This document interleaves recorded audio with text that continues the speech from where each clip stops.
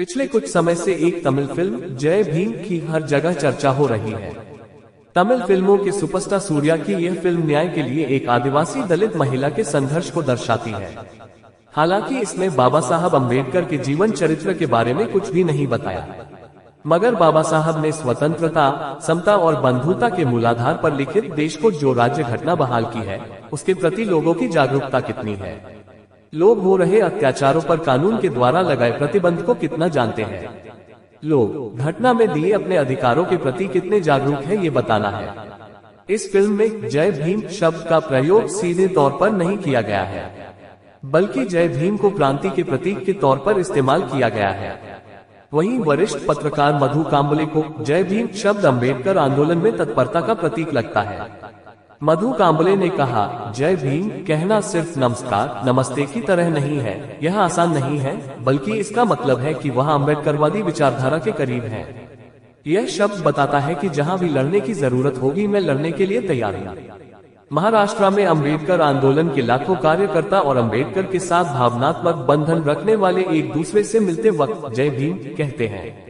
अम्बेडकर आंदोलन के लिए प्रतिबद्ध लोग उनके सम्मान में उन्हें जय भीम कहते हैं। जय भीम केवल अभिवादन का शब्द नहीं है, बल्कि आज यह अम्बेडकर आंदोलन का नारा बन गया है।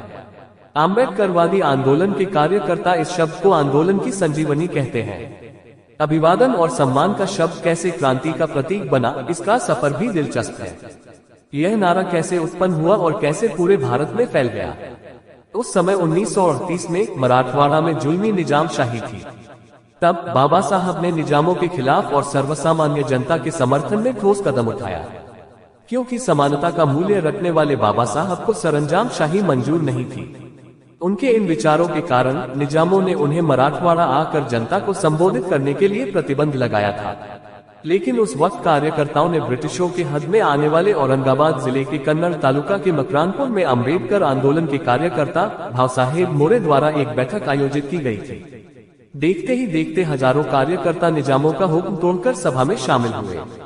इस सभा में पहली बार जल्लोश के साथ बाबू हरदास ने जय भीम यह नारा दिया था, जबकि भावसाहेब मोरे ने इस नारे का समर्थन किया था।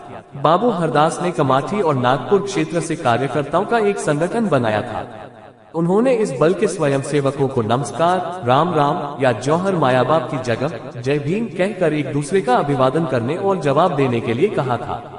नासिक के कालाराम मंदिर में लड़ाई, चावदार झील के सत्याग्रह के कारण डॉक्टर अम्बेडकर का नाम हर घर में पहुंच चुका था। इसके बाद महाराष्ट्र में डॉक्टर अम्बेडकर ने जिन दलित नेताओं को आगे बढ़ाया, बाबू हरदास उनमें एक थे। रामचंद्र क्षीरसागर की पुस्तक Dalit movement in India and its leaders में दर्ज है कि बाबू हरदास ने सबसे पहले जय भीम का नारा दिया था। वरिष्ठ पत्रकार और लेखक उत्तम काम्बले ने कहा है कि जय भीम का नारा एक पहचान बन गया है। उत्तम काम्बले कहते हैं, जय भीम सिर्फ अभिवादन नहीं है, यह एक समग्र पहचान बन गया है। जय भीम संघर्ष का प्रतीक बना, यह एक सांस्कृतिक पहचान के साथ साथ एक राजनीतिक पहचान भी बन गया है। मुझे लगता है कि यह क्रांति की समग्र पहचान बन चुका है। इसके साथ ही जय भीम शब्द आंदोलन का भी प्रतीक बन गया है। असल में बाबू हरदास के मन में जय भीम शब्द का संबोधन पहली बार एक मुस्लिम व्यक्ति को देखकर आया था। उन्होंने जब मुस्लिम समाज के लोगों को देखा, मुस्लिम भाई एक दूसरे का अभिवादन करने के लिए अस्सलाम अलैकुम कहते थे, जिसके जवाब में दूसरा मुस्लिम व्यक्ति भी वालेकुम सलाम कहता, जिसे देखकर बाबू हरदास ने सोचा कि मुस्लिम भाइयों की तरह हमें भी एक दूसरे का अभिवादन करना चाहिए। लेकिन तभी उनके दिमाग में तुरंत एक विचार कौंध उठा कि आखिर अभिवादन में कहना क्या चाहिए। उनके मन में आया है कि हम लोग भी एक दूसरे से जय भीम का अभिवादन कहेंगे। इसके बाद उन्होंने कार्यकर्ताओं से कहा कि मैं आप सभी लोगों से अभिवादन के तौर पर जय भीम कहूंगा और आप उसके जवाब में बल भीम कहना। तभी से यह अभिवादन शुरू हो गया। लेकिन अभी भी एक सवाल मन में कचोट रहा है कि अभिवादन के रूप में जय भीम के जवाब में बल भीम कहना। असल में हुआ कुछ यूं कि शुरुआत में बहुजन समाज में जय भीम के संबोधन में बल भीम ही कहा जाता था। समय के साथ साथ समाज के लोगों ने इसमें परिवर्तन कर दिया और उन्हें पता ही नहीं चला। वे बल भीम के बदले जय भीम ही बोलने लगे, जिसके कारण बल भीम प्रचलन से धीरे धीरे गायब होता गया और जय भीम ने उसका स्थान ले लिया। तब से लेकर आज तक जय भीम अभिवादन चल रहा है। जय भीम का यह नारा आज भी देश के 85% मूल निवासी बहुजन समाज को एक धागे के रूप में आपस में बांधे रखने का काम करता है। अक्सर बहुजन समाज अपने मूल निवासी होने का एहसास जय भीम के अभिवादन से करते हैं।